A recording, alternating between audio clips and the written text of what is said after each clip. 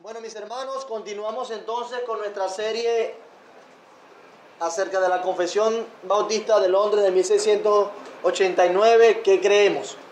La pregunta que respondemos a la respuesta que damos a la pregunta que creemos, podemos de una manera sencilla llevarla a la confesión y decir: nosotros estamos de acuerdo con esto que dice aquí, cómo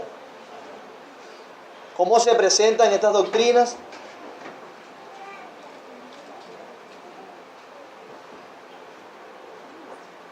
Por eso estamos estudiando la Confesión de Fe de Londres de 1689.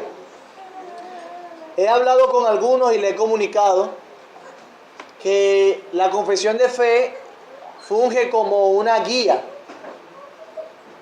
como a alguien que nos guía a ver qué dice la Biblia acerca de diferentes temas.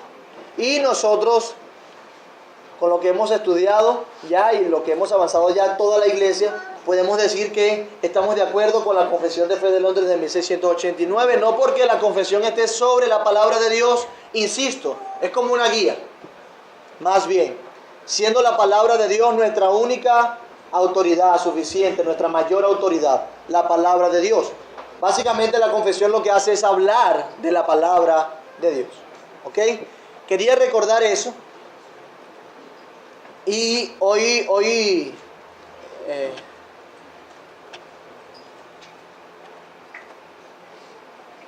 quería hacer unas cuantas aclaraciones, o un par, mejor dicho, acerca de lo que vimos anteriormente. ¿Qué vimos anteriormente? Hasta la semana pasada, del pacto de Dios. Y el último tema o postura que tratamos acerca del pacto de Dios fue el dispensacionalismo. Insisto con esto. Vemos que las incongruencias del dispensacionalismo y su sistema de interpretación bíblica están errados y lo creemos. Sin embargo, nosotros conocemos y sabemos de hermanos que son dispensacionalistas. No necesariamente se es hereje o impío por ser dispensacionalista, ¿ok? No necesariamente. De modo que tenemos hermanos que son dispensacionalistas. Y fíjense cómo le estoy llamando, dispensacionalistas, ¿ok? Lo mismo que nuestros hermanos presbiterianos, que tenemos nuestros desacuerdos, pero son nuestros hermanos. No estamos diciendo que sean herejes, que no podamos tener comunión con ellos, pero en este punto, que creemos que es muy importante, estamos de desacuerdo con ambas posturas. En la Biblia aparece la palabra dispensación. En la Biblia aparece la palabra dispensación. Eso no es un argumento ni siquiera de los dispensacionalistas para corroborar el dispensacionalismo. Así que cuando leas dispensación en la Biblia, debe leerlo como un obrar de Dios en un tiempo determinado, en una circunstancia determinada. Básicamente eso. Así que si usted cuando encuentra la palabra dispensación o dispensaciones en la Biblia, no se confunda al creer que sí, la Biblia enseña el dispensacionalismo, porque ya dimos las evidencias. Ni siquiera los dispensacionalistas usan eso como un argumento sólido para avalar el dispensacionalismo. Eso por allí. En segundo lugar, tenemos a MacArthur. MacArthur es dispensacionalista, pero he meditado y estudiado un poco más, y recuerden que esa era una de las brechas que yo tenía, en qué punto, pero él no es un dispensacionalista como los otros totalmente. De hecho, él se llama dispensacionalista reformado, y siendo dispensacionalista, él cree que Jesús es el rey, no solamente de los judíos, sino también de los gentiles, mientras que los dispensacionalistas dicen que Cristo es el rey de los judíos, de Israel, dos pueblos diferentes. ¿Ok? Entonces, ¿significa eso que no vamos a consultar más a MacArthur, ni vamos a leer un libro, ni vamos a ver una predicación de él? No, yo digo, léalo, escúchelo, menos cuando habla de escatología, o cuando habla del milenio, o cuando habla de las 70 semanas de Daniel, porque las posturas son diferentes nuestras. Sin embargo, insisto, es un hombre de Dios, el Señor le ha usado y le usa. Yo a algunos en broma le digo, si yo hablo con MacArthur del dispensacionalismo, me convence. Porque es MacArthur, ¿verdad? Ahora, sabe mucho. Pero quería aclarar eso. No estigmatizar a estos hermanos. Más grave es el dispensacionalismo que el pedobautismo. Y algunos rígidos con respecto al dispensacionalismo, sí, uno dice definitivamente no está dando fruto de ser creyente. Sin embargo, no quiere decir que con todo sea así. ¿Ok? Quería aclarar eso. Entonces, hemos visto hasta ahora de las Santas Escrituras. ¿Recuerdan? Claro, antes hablamos un poco del contexto de las confesiones de fe, pero hemos hablado de las Santas Escrituras, hemos hablado de Dios y de la Santa Trinidad, hemos hablado del decreto de Dios, de la creación, como un paréntesis importante, donde hablamos de cosmovisión o un poco de cosmovisión bíblica. Hablamos de la divina providencia, un buen tiempo donde fuimos muy edificados. También hablamos de la caída del hombre, del pecado y su castigo. Hablamos del pacto de Dios, donde ahondamos un poco más en otras perspectivas, como fue la reformada presbiteriana y el dispensacionalismo. Y ahora nos toca el capítulo 8 de la confesión de fe, que es de Cristo el mediador, ¿ok? Un capítulo largo, bien largo, tiene varios párrafos y los párrafos son muy jugosos, 10 párrafos, donde tienen literalmente la confesión de fe, resume la cristología en este capítulo. La confesión de fe resume la cristología en este capítulo. ¿Qué es la cristología? Bueno, la materia que uno ve en el seminario acerca de Cristo, donde se habla de su persona, donde se habla de su obra, donde se habla de sus oficios, donde se habla de su identidad. ¿Ok? Entonces vamos a hablar durante todo este capítulo de cristología, de Cristo, de la doctrina de Cristo. Y al hablar de Cristo, por eso es que la confesión es extensa, porque hablar de Cristo es hablar del personaje principal de la Biblia, de la persona más importante que ha existido y existirá, Cristo. De manera que el capítulo se titula de Cristo el mediador, y vamos a hablar de ese Cristo, de ese Señor, en todo este capítulo. Insisto, hermanos, por favor, traigan sus cuadernos, apunten, pregunten, estudien. Hablar de Cristo es glorioso.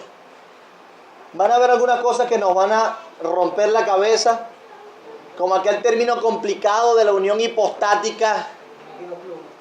Sin embargo, vamos a tratar de diluir, o no diluirlo, de simplificarlo, para que todos de una manera sencilla, pero no simplista, podamos aprender acerca de Cristo. De Cristo hemos aprendido. Generalmente las personas se acercan al Evangelio y lo primero que hacen es leer un libro de los Evangelios. Y los Evangelios hablan de Cristo y Cristo habla en los Evangelios. ¿Ok? Y empezamos a tener una idea acerca de Cristo. Luego, cuando pasamos a las cartas, porque generalmente se lee primero el Nuevo Testamento cuando somos nuevos creyentes, las cartas de los apóstoles, y vemos cómo ellos interpretan la persona y la obra de Cristo. Y tenemos idea acerca de Cristo. De hecho, nosotros en nuestros grupos familiares estamos hablando de Cristo. ¿Y qué hemos visto? Bueno, hemos visto Cristo como hombre, Cristo como Dios, y ahora estamos viendo Cristo como Mesías.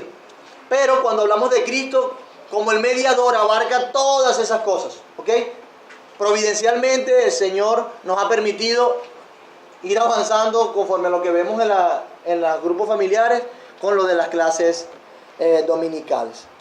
Así que, sin más preámbulos, vamos a leer nuestro primer párrafo del capítulo 8 de la Confesión de Londres de 1689. Alguien que me ayude a leerlo, por favor. Está en el video. Agradó a Dios en su propósito eterno escoger y ordenar al Señor Jesús, su Hijo unigénito, conforme al pacto hecho entre ambos, para que fuera del mediador entre Dios y el hombre, profeta, sacerdote y rey, cabeza y salvador de la iglesia, el heredero de todas las cosas y juez del mundo, a quien dio desde toda la eternidad un pueblo para que fuera su simiente y para que a su tiempo lo redimiera, llamara, justificara, santificara y glorificara. Perfecto. ¿Qué nos presenta entonces primero? La confesión de fe. Bueno, nos habla de esa ordenación, de quién lo hizo, en qué tiempo, en ese marco, el carácter de esa ordenación, el propósito de esa ordenación, hablando de Cristo. Y vamos a ir viendo nuestros, bueno, dale uno adelante, allí están los versículos, importante poner los versículos también, ¿verdad? Pero vamos a ir viendo nuestra confesión de fe como lo hacíamos en general, a través de preguntas y respuestas, como un catecismo, ¿ok? Vamos a catequizar en ese sentido, como hemos venido haciendo. Entonces, vamos a responder nuestras preguntas y tenga su confesión de fe a la mano, que voy a estar también interactuando con ustedes. ¿Qué es mediar? ¿Qué es un mediador? Importante. Si estamos hablando de Cristo, el mediador, debemos saber qué es mediar. ¿Ok? ¿Qué entendemos nosotros en nuestro lenguaje como mediar? ¿O qué es un mediador? Y yo, para enriquecer nuestro intelecto, busqué, según la Real Academia Española, algunas definiciones de mediador o de mediar. ¿Ok? De mediar, mejor dicho. Y la RAE dice, o una de ellas, que mediar es interceder o rogar por alguien. Dice la Real Academia Española que mediar es interceder o rogar por alguien. Por ejemplo, ellos dicen, mediará por él en el juicio. Es decir, que actuará como alguien que busca la paz, sí, podría ser, el consenso, ¿verdad? Es interceder o rogar por alguien. Dice otra cosa la RAE. Dice, actuar entre dos o más partes para ponerlas de acuerdo en un pleito o negocio. Lo pone más ahora desde el punto de vista financiero, económico. Medió entre los dos vecinos. En la venta del piso, medió un agente inmobiliario. Estuvo allí entre las dos partes buscando un consenso, ¿ok? Actuar entre dos o más partes para ponerlas de acuerdo. Vemos hasta ahora que hay dos partes que no pueden llegar a un consenso y hay alguien que medie, ¿sí?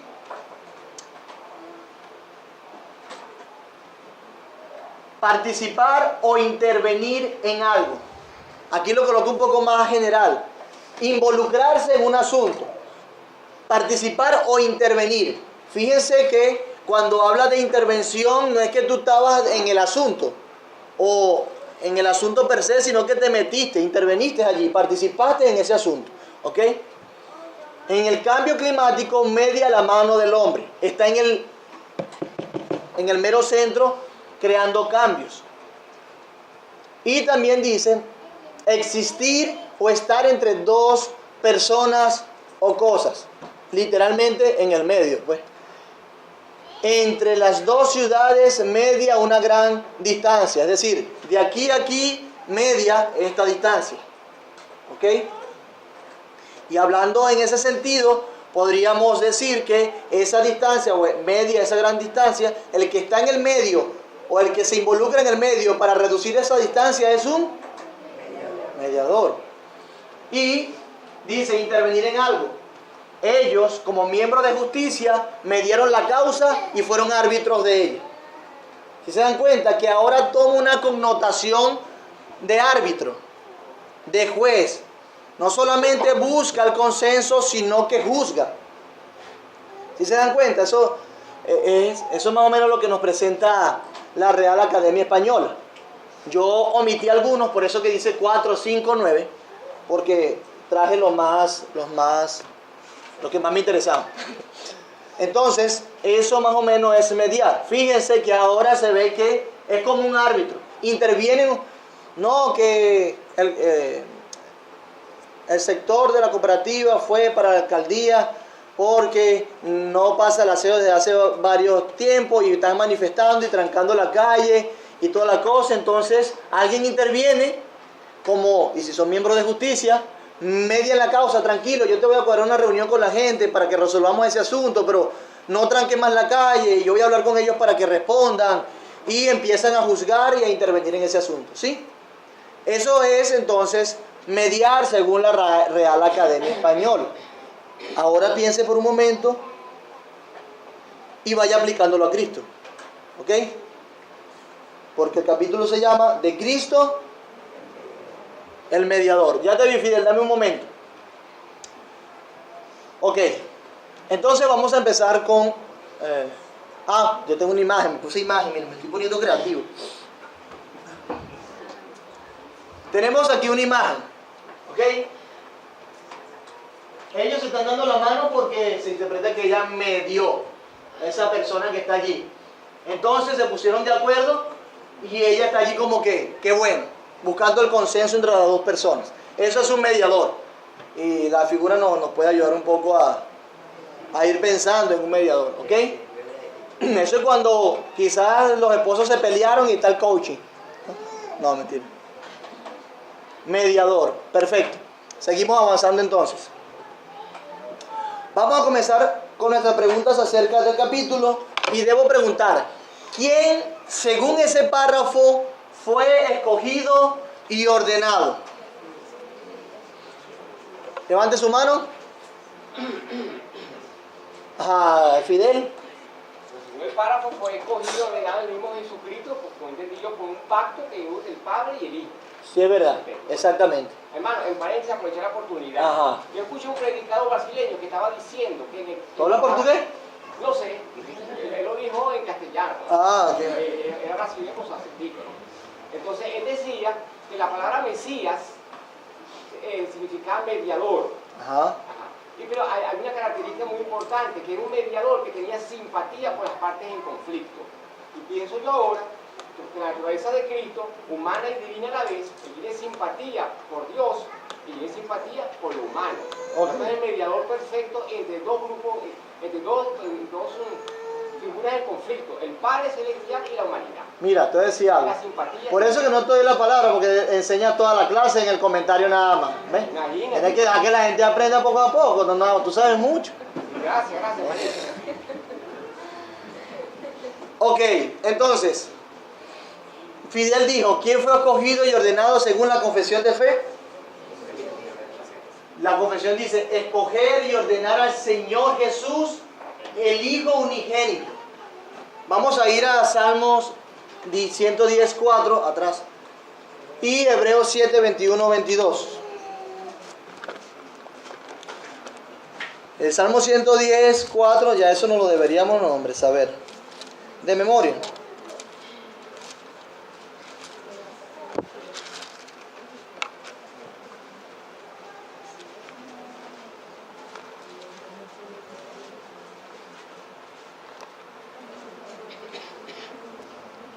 ¿Quién lo lee? Juró Jehová y no se arrepentirá. Tú eres sacerdote para siempre, según el orden y Melquisedec. Perfecto, te pregunto, hermano, ¿cómo sabemos que ese versículo habla de que Dios escogió y ordenó a Cristo como mediador?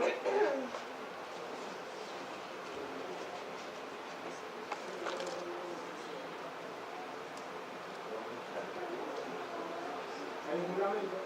Ajá, hay un juramento. ¿De qué? La pregunta es, te la vuelvo a hacer, ¿cómo sabemos que ese versículo habla de que Dios escogió y ordenó a Cristo como mediador? ¿Ni idea? Tania. Porque en Hebreos dice que Jesús es sacerdote según el orden de Melquisedec. Entonces se dice que según el orden de Melquisedec simplemente hacemos una relación, y cuando dedicamos a Melquisedec en el Antiguo Testamento hacemos una relación de Cristo. Porque el hebreo lo interpreta así, en otras palabras. Sí, eso está bien. Varón, sigue adelante, ¿sí? Sí, bueno, varón. ¿Qué dice mi negro? Oh, resume, dime. En el templo decía, ¿cómo dicen los escribas que Cristo es el hijo de David? Porque el mismo David dijo por el Espíritu Santo: dijo el Señor a mi Señor, siéntate a mi diestra hasta que ponga tus enemigos por el sábado. David mismo le llama Señor, ¿cómo puedes escribir? Allí dice que es el hijo de Dios. ¿Sí? Fíjense, es importante que la labor sacerdotal, y traté de soltar menos la información hasta que lleguemos al punto, pero el tema lo amerita. El sacerdocio ejerce una labor ¿de qué? De mediador. Entonces, como ejerce una labor de mediador, se dice que Dios desde cuando, en ese sentido, juró Jehová y no se arrepentirá, tú eres sacerdote, y está hablando de quién es ese sacerdote. Y cuando, como bien dice Tania, cuando hablamos de Hebreos aplica ese sacerdocio según el orden de Melquisedec a Cristo, y Cristo entonces ha sido escogido y ordenado por Dios como un mediador, porque el sacerdocio es un oficio de mediación, ¿verdad? Eso es lo que nos enseña la confesión de fe de manera sencilla. Esos versículos hablan de un sacerdote, y el sacerdote es mediador, y vemos como en el Antiguo Testamento nos enseña, y en el Nuevo, que Dios escogió a Cristo, a Jesús el Señor. ¿Ok? La segunda pregunta es la siguiente: ¿a quién le agradó ordenar al Señor Jesús? A Dios. A Dios. A Dios Padre. ¿Alguien tiene alguna duda de eso o tiene otra respuesta? Yo tengo que es a los dos porque le agradó en un pacto, y como los dos son uno, le agradó a los dos de igual forma. Decía la confesión. Sí, gracias. Ok, pero los dos son Dios. Perfecto. Entonces sí, le agradó a Dios. ¿Dónde dice que a Dios le agradó? Y fíjense que los términos que usa la confesión de fe son cuidadosos y lo hace intencionalmente. Dice que le agradó. Él quiso, pues. No fue obligado. Exactamente. No fue allí bajo presión. ¿Qué dice Isaías 42:1? He aquí mi siervo, yo le sostendré, mi escogido, en quien mi alma tiene contentamiento. He puesto sobre él mi espíritu, él traerá justicia a la nación. Ok, te vuelvo a hacer la misma pregunta. No va a querer leer más, ¿verdad? ¿Cómo sabemos que ese versículo está hablando de que Dios le agradó ordenar a Jesús o escoger a Cristo? Está hablando, porque esa profecía está refiriendo a que Dios el Padre escoge a Dios el Hijo, pues, Ok. para eso, pues, para salvar a un pueblo, Ok, sí, dice claramente, aquí mi siervo, he aquí mi siervo, yo le sostendré, mi escogido.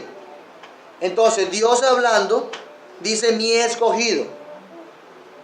O sea, Dios lo escoge. Pero también nos da algo más de información, en quien mi alma tiene contentamiento. No fue desagradable para Dios escoger a Cristo. A Él le agradó, Él quiso, le plujo. Habla de voluntad y habla también de placer.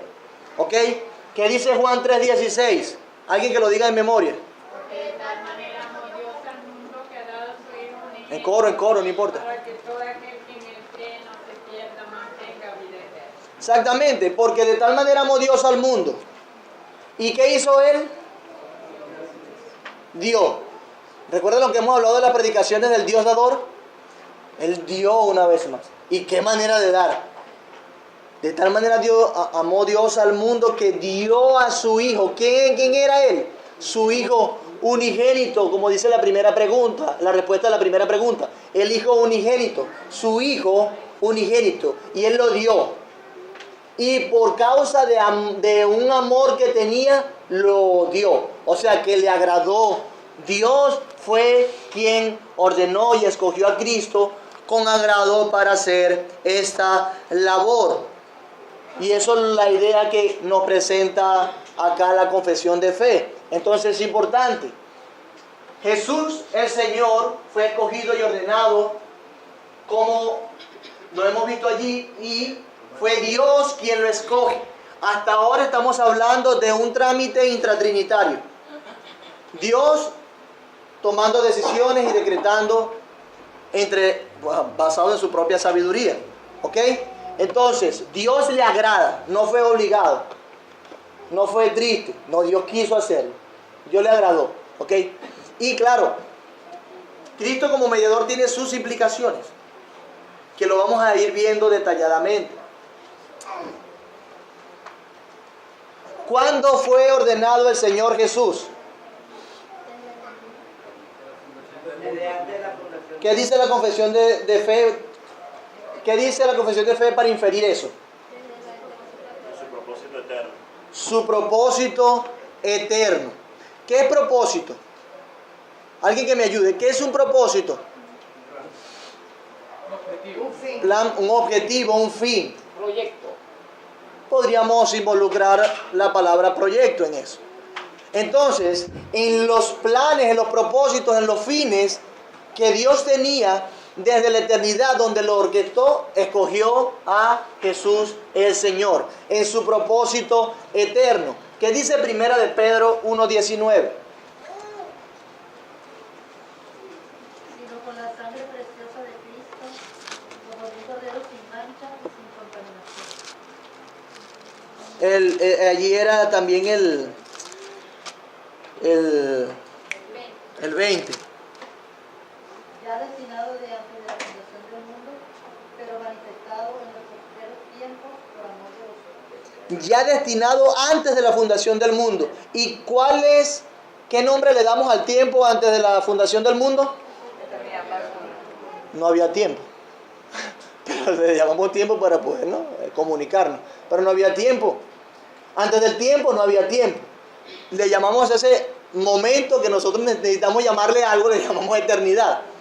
Ok, antes del tiempo Dios, antes de la fundación del mundo, porque en el principio Dios hizo el tiempo y el espacio, como aprendimos en la creación. Tiempo, espacio y materia además hizo Dios en la creación. Y a partir de allí siguió creando. Entonces empezó a decir día 1, día 2, día 3. Entonces de las aguas salieron criaturas. Entonces Dios separó la luz de las tinieblas. Entonces todas esas cosas que son importantes y que hemos visto. Entonces en la eternidad, antes del tiempo, Cristo fue ordenado.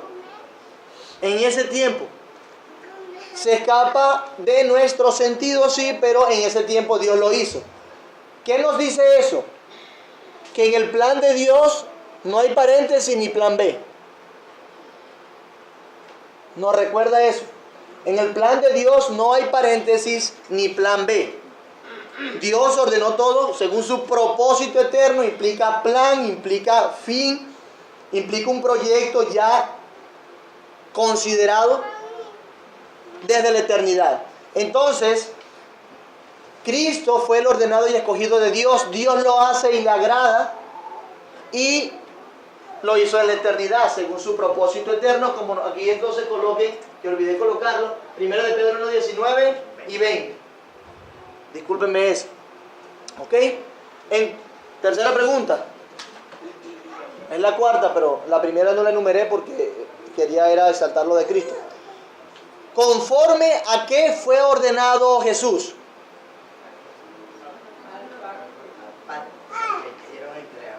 Sí, exactamente, al pacto entre ambos. ¿Conforme a qué fue ordenado? Conforme al pacto hecho entre ambos. Como bien decía nuestro hermano Orlando, un pacto entre ambos. Esto es otro misterio, porque podemos verlo desde estas dos perspectivas. ¿En qué sentido? Cuando hablamos de pacto entre ambos, y la confesión habla pacto entre ambos, nos pone a pensar un poco, porque decíamos que un pacto se hace entre dos partes iguales, ¿cierto? y en la Trinidad los dos son Dios, pueden hacer un pacto, ¿cierto? Sin embargo, la Biblia presenta en una parte de las Escrituras a Cristo como subordinado al Padre, como segunda persona de la Trinidad, pero consubstancial con Él. Que dice, bueno, ¿Cristo qué hizo mientras fue hombre? ¿Se sujetó a Dios o no? Ah, no, yo soy Dios y yo hago como quiero porque yo también soy Dios. No, Él se sujetó. Es decir, se supeditó al Padre, a Dios el Padre. Los teólogos le llaman a esto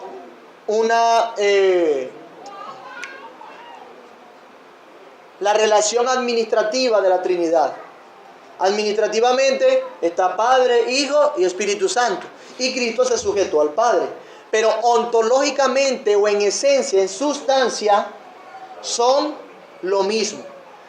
El punto que queremos resaltar entonces es que hubo un pacto entre ambos, según lo que nos dice otra vez el Salmo 110:4. ¿Qué es lo que nos dice el Salmo 110:4? Juró Jehová y no se arrepentirá. Tú eres sacerdote para siempre según el orden de Melquisedec. Jehová lo juró, y aquí le da un peso importante según el contexto. ¿A quién? Al Padre, haciendo pacto con el Hijo, con aquel, con su ungido, con su siervo escogido. Entonces, conforme a qué fue ordenado, conforme al pacto hecho entre ambos. ¿Qué implica eso? Que si fue un pacto entre Dios Padre y Dios Hijo, mi amado hermano, déjeme decirle, o un pacto intratrinitario, mejor dicho, si eso fue un pacto así, ¿ese pacto será transgredido? ¡Qué firmeza!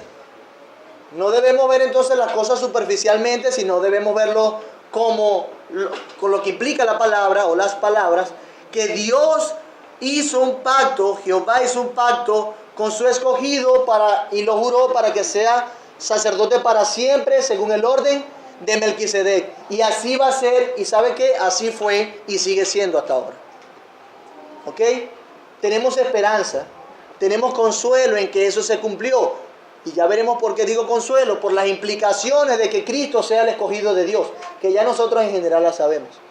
Por eso es que es un consuelo, gracias a Dios, que esto no se va a transgredir, ni se va a fallar, ni ese pacto se va a faltar nunca. Ninguna de esas dos partes va a faltar a ese pacto. Hebreos 7, 21, 22, lo volvemos a leer. Porque los otros ciertamente sin juramento fueron hechos sacerdotes, pero este con el juramento del que le dijo: juró el Señor y no se arrepentirá. Tú eres sacerdote para siempre, según el orden de Melquisedec. Por tanto, uno es hecho creador de un mejor pacto. Exactamente. Es hecho. Bueno, está afuera Rafael. Fíjense que entonces nos presenta como un fiador de un mejor pacto, como aquel que con el que se hizo pacto se presenta a Cristo, ya lo dije. Entonces, conforme a qué fue ordenado, conforme al pacto hecho entre ambos. Dice la confesión de fe: agradó a Dios en su propósito eterno escoger y ordenar al Señor Jesús, su unigénito, conforme al pacto hecho entre ambos. Y es importante resaltar que ellos incluyen su unigénito Hijo. Su unigénito Hijo, es decir, el Hijo de Dios, fue escogido para que fuese el mediador, el amado de Dios. Y eso es la idea que nos presenta también Juan 3:16, porque de tal manera amó Dios al mundo que ha dado a su Hijo unigénito. ¿Ok? Perfecto. La pregunta, que ya la diferimos: ¿para qué fue electo y ordenado el Señor Jesús? Levante su mano y responda. Jamie.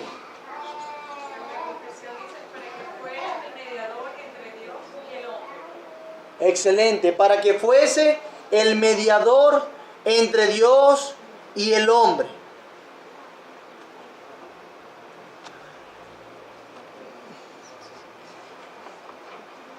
¿Qué es lo que es mediar? ¿Lo recuerdan? Interceder, estar en medio de dos partes. Y mire cómo lo dice la confesión: para que fuese mediador entre quiénes. Entre Dios y el ¿Quiénes son las partes? Dios y el hombre. Dios y el hombre. ¿Quién está en el medio de ambos? Jesús. Cristo es el mediador. Lea primero en Timoteo 2:5. Porque hay un solo Dios y un solo mediador entre Dios y los hombres, Jesucristo. Porque hay un solo, ¿qué? Un solo Dios, Dios. Y un solo mediador, entre entre Dios y los hombres, ¿quién es ese? Jesucristo hombre. Jesucristo hombre, y lo presenta allí en su identidad humana. Jesucristo hombre, porque hay un solo Dios, es decir, debemos ponernos en cuenta con un Dios, y ese es el único Dios, y un solo mediador que puede llevarnos. Vean cómo lo hace exclusivo. Dios, el único Dios, un solo Dios y un solo mediador que puede llegar o llevar a ese único Dios. ¿Ven cómo lo hace Pablo a Timoteo? Se lo presenta así, lo pone exclusivo, no son varios dioses, no son varios caminos, no todos los caminos llevan a Roma, sino que hay un solo mediador entre Dios y los hombres, Jesucristo hombre. No solamente aquel que fue escogido en la eternidad, que fue Dios, sino que ese mediador también es un hombre, Jesucristo hombre.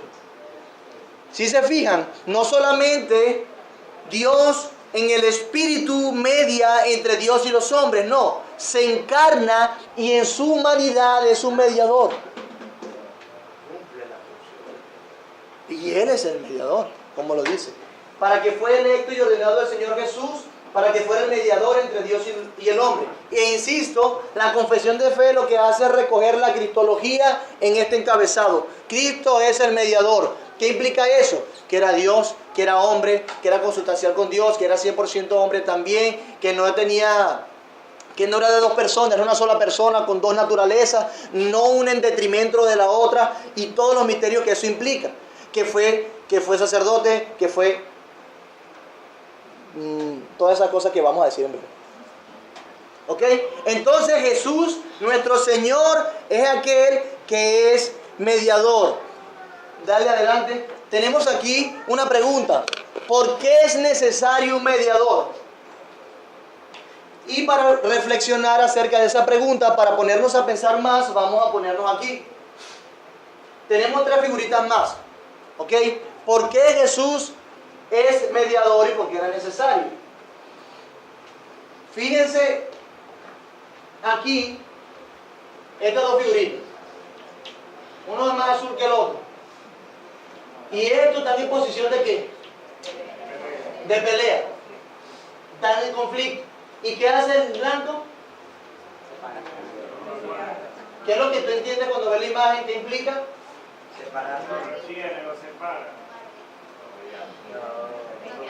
Interviene para que no se dé la lucha. Exactamente. No, para que no lleguen los golpes. Ya va, vamos a hacer la paz. Esta imagen. Bueno, este medio no se ve mucho. ¿Cómo está este personaje? Un acusado, ¿verdad? Señalando. Tiene algo en contra de la otra persona, podemos decir. No está bien la cosa, tiene algo en contra de la persona. ¿Este cómo está? No solamente en calma. Y yo fui. O sea, está allí como la expectativa. Yo hice esto, ¿qué pasó? ¿Por qué me señala? Porque tú estás en contra de mí. Y una vez más, a la luz de esas dos posturas, ¿qué hace el mediador? Está tratando ya, calma. ¿Ok? Y tenemos a estos dos hombres acá.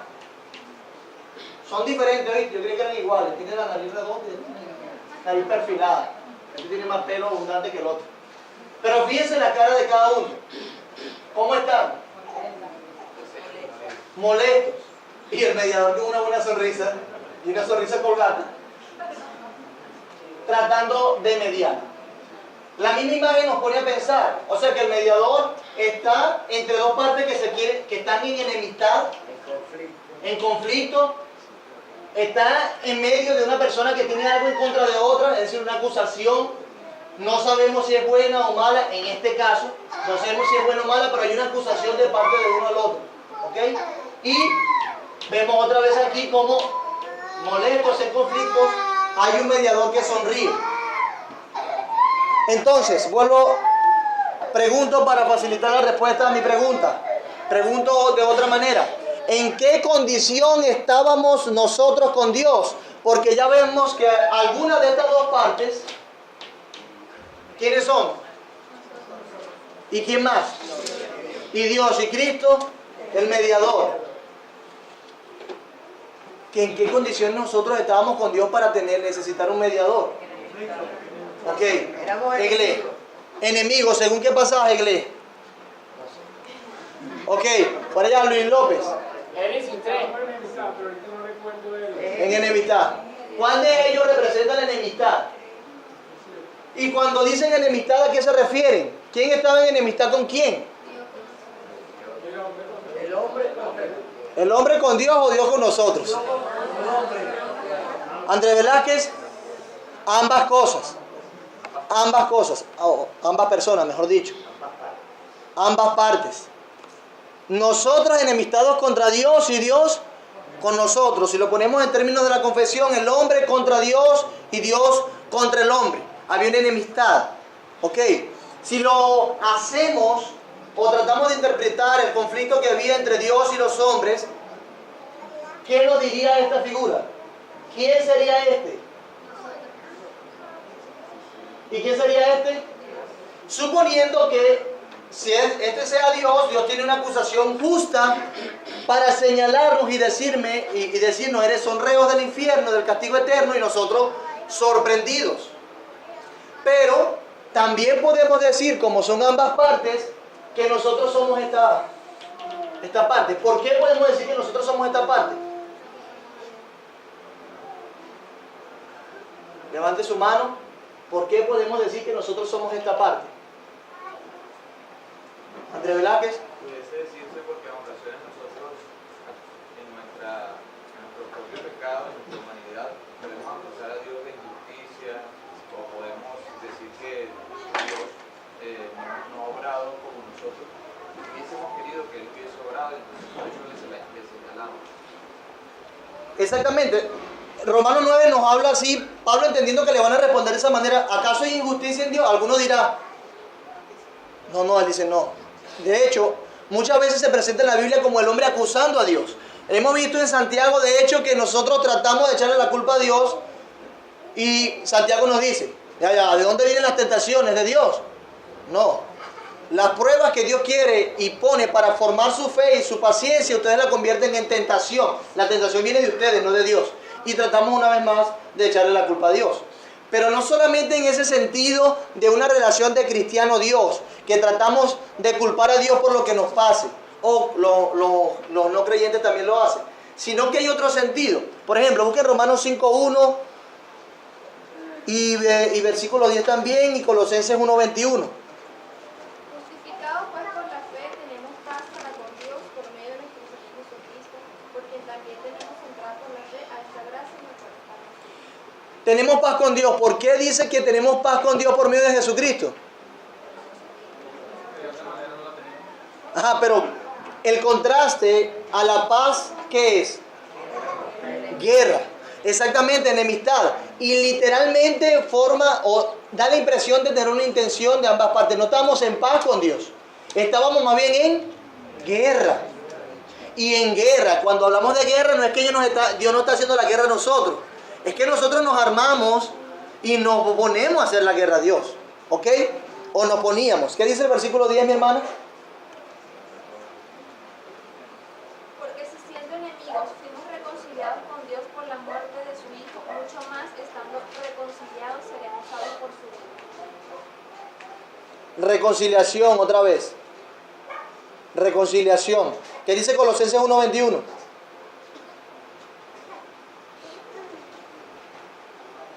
Colosenses 1.21. Y a vosotros también, que erais en otro tiempo extraños y enemigos en vuestra mente, haciendo las malas obras, ahora os ha reconciliado. Extraños y enemigos. Ahora nos ha reconciliado. Ustedes eran eso. Estábamos en guerra, hostiles contra Dios. Romanos 1 nos dice que el hombre rechazó la gloria de Dios y se la dio. ¿Y dio gloria a quién? A las criaturas, creyéndose, o sea, lo rechazaron, fue algo voluntario. De manera que, como dice Paul Washer, cuando el hombre impío busca a Dios, no lo busca para arrepentirse, lo busca para matarlo. Así como un ladrón busca un policía. Por eso que debemos decir que nosotros también estamos así acusando a Dios. No solamente porque le echemos culpa por la mala situación, sino porque cuando nosotros pecamos contra Él, cuando adoramos a otro Dios, cuando nos adoramos a nosotros mismos, cuando nos vamos en pos del mundo, literalmente estamos nosotros haciéndole la guerra a Dios, siendo hostiles contra Dios, enemigos de Él, desplazándolo, no dándole la gloria a Dios, y eso es una afrenta grandísima. No se necesita que yo venga y le diga, bueno, vamos a pelear, Dios. Ya con eso, Dios dice, ustedes son reos del infierno, porque no me dieron gloria a mí. Hermano. Sí, quería hacer una observación en cuanto a las imágenes, y es que, o sea, es diferente a nuestra relación con el Señor, porque obviamente, por ejemplo, en las imágenes están todos que son iguales, los azules son iguales, los blancos son iguales, pero nuestra diferencia en comparación a Dios, obviamente es elevada. Entonces nosotros necesitamos un reconciliador a su altura, a su nivel, porque en el caso de las imágenes todos son iguales, pero nosotros estamos muy lejos de ser iguales a Dios, teníamos todas las de perder a su grandeza. Y eso es lo que vamos a desarrollar en los próximos párrafos. Y eso era el próximo punto a donde iba. Nosotros, si podemos decir, yo puedo tener enemistado, que quién será de mi tamaño más o menos, con Alejandro, no, que sea más mi talla. No. Adrián, más o menos yo soy del tamaño de Adrián. Y yo puedo tener enemistado con él y resuelvo, bueno, vamos a darle. Pero cuando hablamos de Dios, imagínense, como dijo la hermana, ¿qué se necesita para reconciliarse? Él tiene que ganarnos y aplastarnos para que ya dije, yo vencí. Se hizo la paz, eres cautivo mío. Y en el lenguaje bélico monárquico, ven que ahora tú me pagas tributos a mí. Y eso tiene que suceder. De manera que la enemistad no es entre dos personas iguales, como dice mi hermana. Son personas totalmente diferentes en gloria. En gloria. Imagínense eso. Insisto, hermanos. Y yo quiero que lo veamos así. Por eso las figuras. Nosotros ponemos esta cara. Nosotros señalamos así. Nosotros nos armamos, nos ponemos en guardia para rechazar a Dios, hostil, en enemistad con Dios cuando pecamos. Y antes literalmente estábamos así, separados, en guerra contra Dios. La situación era grave. ¿Ok? La situación era sumamente grave. Pero fíjense.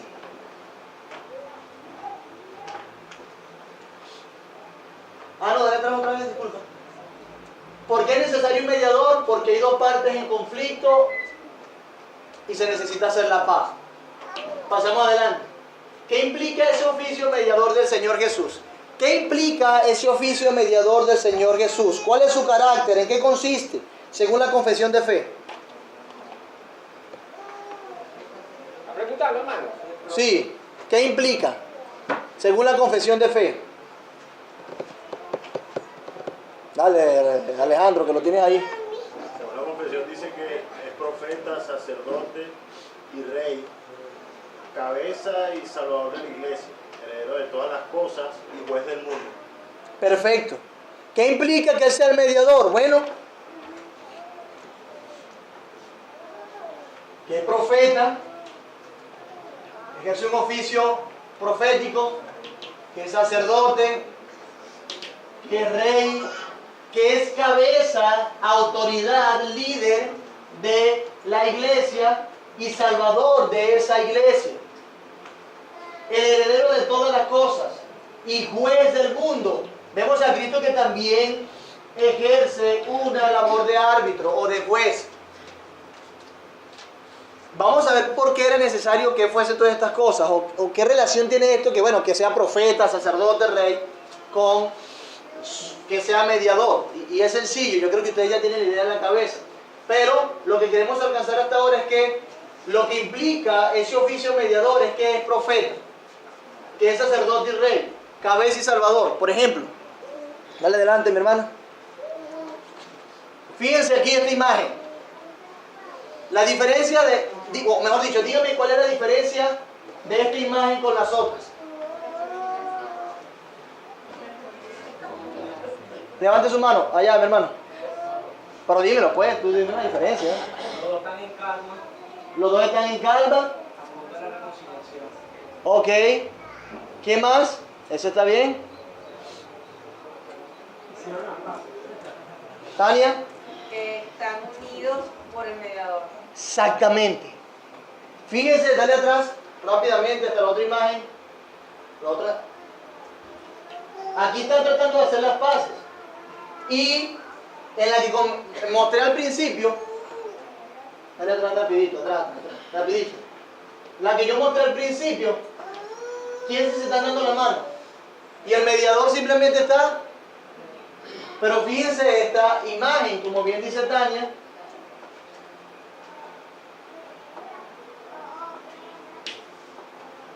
Quien está uniendo a esas dos personas, quien medió entre ellos dos, es el mediador. Es el mediador que está agarrando las dos manos. Y por él es que se hizo la paz. Y él es el que une a una parte con la otra. ¿Sí ven la diferencia? Y eso es lo que hace Cristo. No solamente media, pónganse de acuerdo, sino que él se involucra, interviene como Salvador, como también cabeza de la iglesia, como ese mediador que comunica la voluntad de Dios, como aquel mediador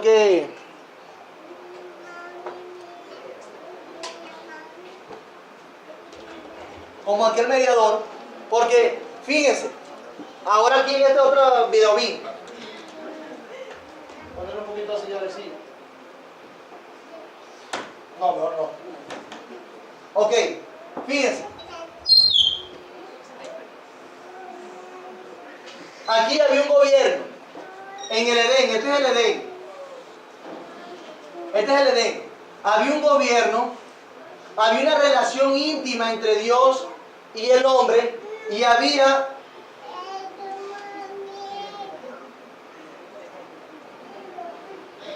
una imagen de Dios. Una imagen de Dios. El hombre tenía la imagen de Dios y a través de su imagen y al ejercer sus labores que Dios le dio en el Edén, él comunicaba algo de Dios. Aquí había una relación íntima, se paseaba Dios y ellos tenían una relación estrecha. No había mediador. Y aquí lo que hacía el hombre era gobernar, sojuzgar la tierra. ¿Recuerdan? Entonces cae el hombre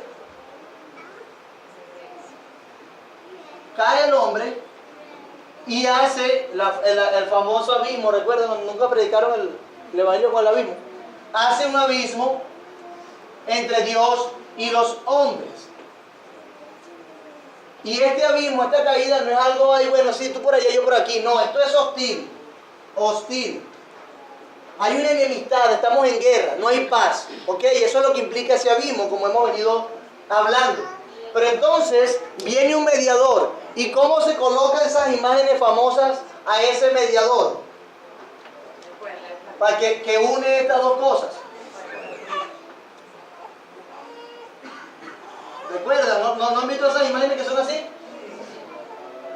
¿Sí? Entonces ese mediador, que es Cristo, el mediador, Cristo, une al hombre y hace la paz.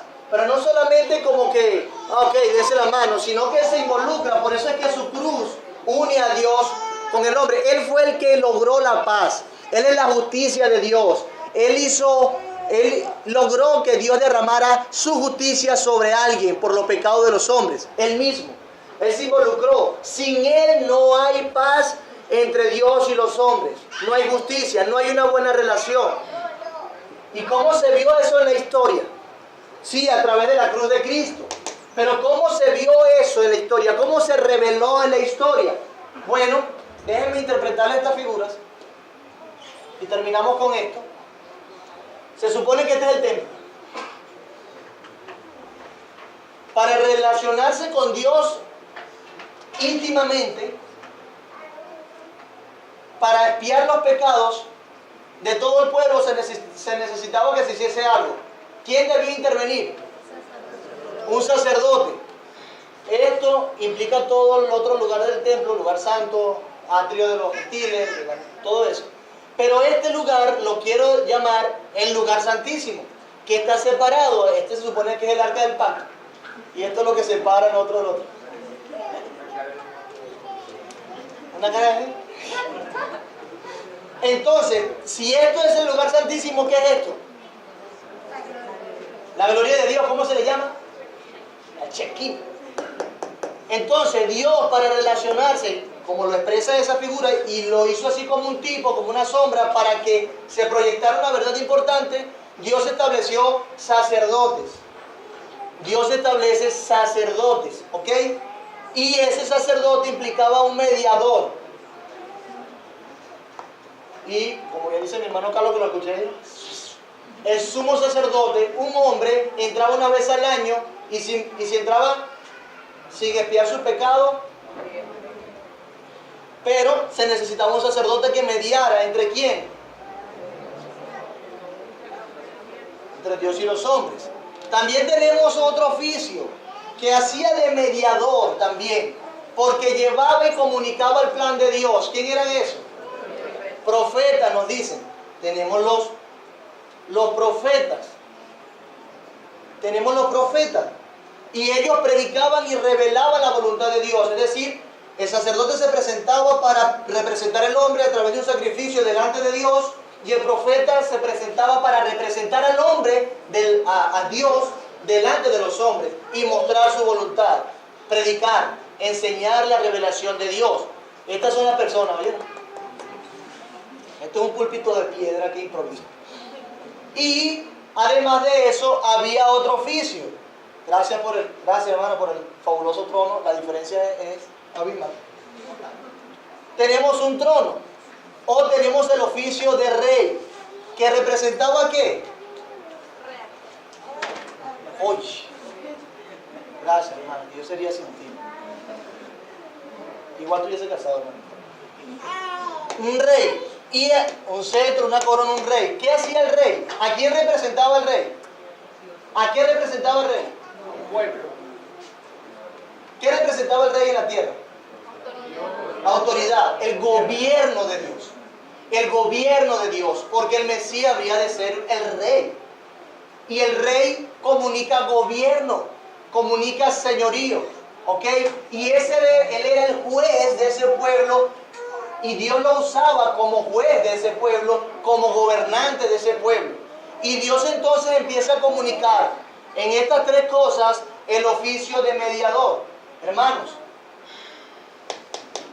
¿quién tenía este rol en el Edén? El hombre, ¿cierto? ¿Quién tenía este rol de comunicar la gloria de Dios en el Edén? Adán. ¿Quién tenía este rol de tener una relación íntima con Dios? El hombre. Esto se rompió por el pecado del hombre, y Cristo es el que viene a hacer las paces y reordenar todo lo que fue desordenado por el pecado, pero de una manera mucho más gloriosa. El segundo Adán. Por eso es que él se presenta como sacerdote, profeta y rey. Es necesario que haya un mediador con estos oficios para que pueda restablecerse la paz entre Dios y los hombres. Entre Dios y los hombres. Por eso es que nuestro Señor Jesús, o su papel, es tan importante. Y tenemos la imagen de Él aquí, agarrando las dos manos de las dos partes y siendo Él quien une. ¿Quién nos une a Dios? Cristo. Y vamos a ir viendo en detalle cómo eso fue del sacerdote, cómo eso, dónde dice la Biblia que él era el profeta, el sacerdote y el rey, que ya hemos visto varias cosas. Pero él lo que viene a hacer es esas paces delante de Dios. Y a través de esta cruz nos une y quita ese abismo que hay entre Dios y los hombres. La justicia de Dios. La justicia de Dios. Si recordamos los pactos, es por eso que cada uno de esos oficios simplemente señalaban al cumplimiento perfecto en una persona. ¿Quién es esa persona? Cristo, nuestro Señor. ¿Ven todo lo que implica nuestra salvación? Que nosotros estemos en paz con Dios. ¿Ven todo lo que implica? El Señor nos bendiga. Vamos a orar. Solamente una pregunta y puede dejarme en el... Ajá. Dale, pues.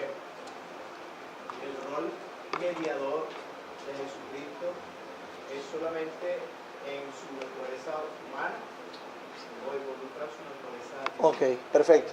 Lo responderemos, y yo creo que en el transcurso de la confesión que lo menciona allí. Vamos a orar. Señor, te damos gracias por este tiempo donde nos has enseñado, donde nos has edificado con tu palabra nuevamente. Hemos aprendido que tú, conforme al pacto que hiciste con tu Hijo, le ordenaste y escogiste para que fuese el mediador entre ti y los hombres, entre nosotros, desde la eternidad, según tu propósito, y te agradó hacerlo, Señor. Pero el hecho de que te haya agradado implica una gracia enorme para nosotros, porque tú pudiste haberlo dejado así, hacer justicia y seguir siendo justo y glorioso, Señor. Pero te plació, te agradó, Señor. Te plujo hacerlo de esa manera, Señor.